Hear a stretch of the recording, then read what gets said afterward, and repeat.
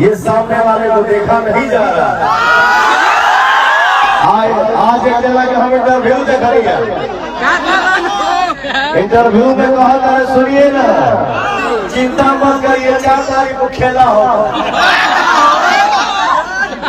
ये दिखावा है भैया, दिखावा 1 सेकंड में दिख जाता है, 1 मिनट में दिख जाता है। जान अजरबैजान